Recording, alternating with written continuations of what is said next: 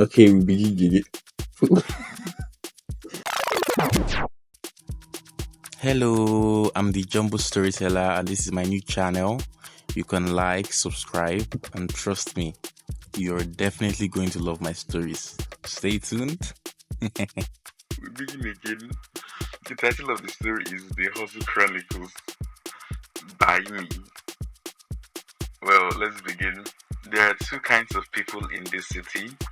The ones who wake up at 5 a.m. with their lives meticulously planned, and the ones who hit snooze until the last possible second, then spend the rest of the day playing catch up.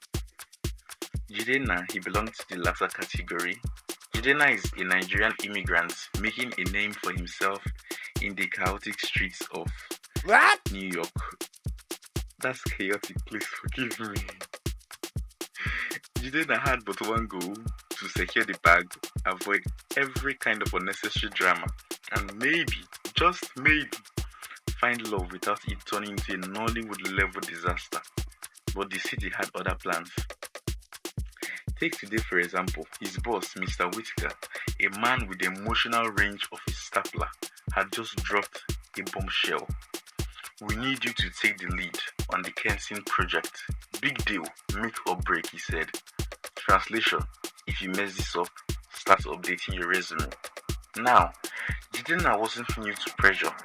Back home in Lagos, surviving the downfall buses and navigating Nigerian traffic had prepared him for almost anything at all. But handling a multi-million-dollar client while pretending not to notice that his work rival, Chad from accounting, was trying to sabotage him, that was a different ballgame entirely.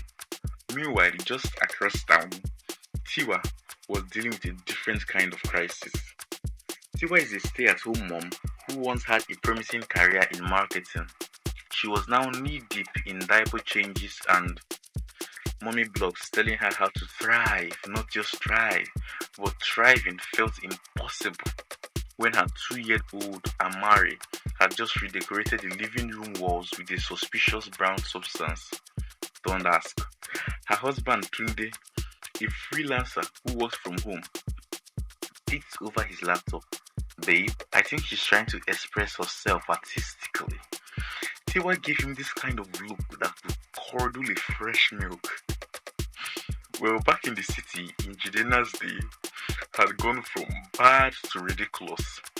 A minor incident at the client's meeting where he may or may not have spilled coffee on Kensington's VP had landed him in an impromptu HR meeting with Karen, the HR rep, who spoke in a voice so soft it felt like a bedtime story.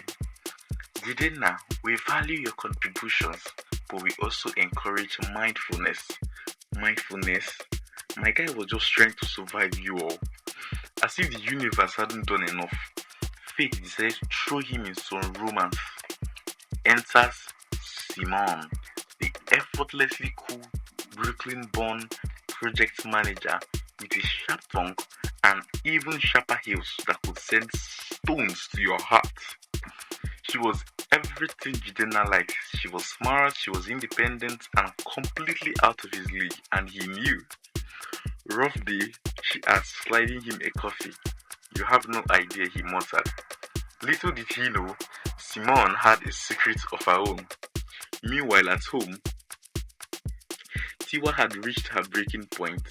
Tunde, I love our kids, but I need a break. And when I say a break, I mean a real break. Like a vacation where nobody calls me mom for at least 48 hours. Tunde, the ever problem solver, grinned, say no more. And just like that, a weekend getaway plan was set into motion. One that would end in both unexpected romance and absolute chaos. Because in this city, no matter where you are, climbing the corporate ladder, raising kids, or trying to make rent, one thing is certain: the hustle never stops. Well, Jidenna thought his day had peaked when he walked out of HR with a forced smile and a complimentary stress ball. But no, the universe had other nonsense in store. For starters, Chad from accounting, his sworn office nemesis was lurking around the break room, looking suspiciously small. Tough break man, Chad said, stirring his overpriced oat milk latte. Word is, Mr. Whitaker wasn't impressed with how you handled Kenson. Jidenna blinked. What do you mean? Chad leaned in like a Nollywood villain, revealing the master plan. Oh, you haven't heard? The Kenson team is reconsidering. Something about feeling undervalued. I mean, I'm sure it has nothing to do with that little coffee accident. Jidenna clenched his jaw. You snake. Relax, bro. Chad smirked. It's just business. It took every ounce of Jidenna's self-control not to rearrange Chad's symmetrical face. Instead, he grabbed his phone and texted Simon. Jidenna texted, Kens is pulling out. Need damage control. Also, remind me not to commit murder in the office today. Simon sighed. I'll handle it, but you owe me big time. Simon wasn't just a project manager. She was a fixer. A silent operator who knew how to smooth things over without even breaking a sweat. Jidenna wasn't sure how she did it, but he wasn't about to question a miracle worker. Meanwhile, in the suburbs, Tiwa and Tunde were making progress with their weekend getaway plans. Well, sort of. Tiwa was scrolling through travel deals when her mother-in-law, Mama Tunde, decided to call. Tiwa, how are you, my dear? Tiwa inhaled sharply. I'm fine, ma. I just called to check on my grandchildren. I hope you are feeding them well, oh. Not all this Oyibo food you like to cook. Tiwa closed her eyes. Here we go. They are fine, ma. Healthy and happy. Good. Because you know when I was raising Tunde, I never took any shortcuts, so that's why he grew up so strong. Tiwa resisted the urge to scream, yes, ma. By the way, I'm coming over this weekend, though. Tiwa choked on air. This weekend? Yes, so just a small visit. Tiwa's vacation dreams dead on arrival. Well, back in the city, Jidenna finally made it home, flopped onto his couch, and let out the loudest sigh in human history. His neighbor, an elderly Caribbean woman named Mrs. Marva, knocked on his door almost immediately. Boy, you sound stressed. You hungry? I made oxtail stew. Jidenna sat up like a resurrected man. Miss Marva, you are a gift to this world. Of course I am. Now come eat, boy. And just like that, the chaos of the day melted away. Well, at least for now. Little did Jidenna, Tiwa, or Tunde know the week ahead was about to get even wilder. Office betrayals, surprise in-laws, and an unexpected twist that would turn every single thing upside down. Because in this city, peace is a myth. Jidenna didn't know what was worse. Chad from accounting setting him up for failure, or the fact that Simon had just tested him 3 dangerous words. We need to talk. Everybody knew what that meant. It was either you're about to get dumped, you're about to get fired, you're about to hear a life-changing secret that will cause you to reevaluate your entire existence. Jidenna wasn't dating Simon, and Whitaker hadn't even sent him a friendly see me email. So that left option 3. His stomach twisted. Jidenna texted, can I pretend I didn't see this text? Simon, you can try, but I'll still find you. Jidenna, are you outside my door right now? Simon, no, but that's a very good idea.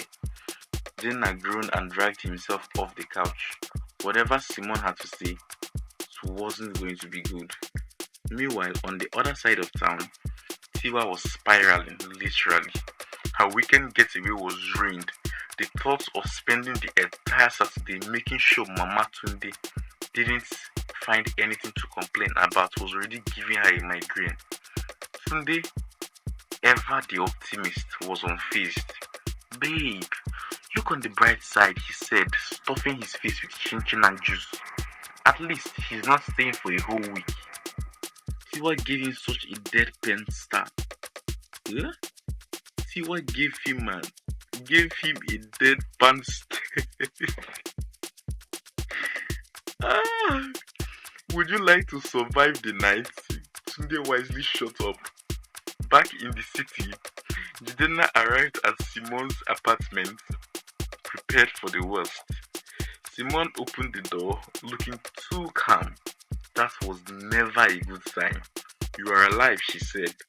Physically, yes, Jidenna muttered. Emotionally, jury still out. Now tell me, how bad is it?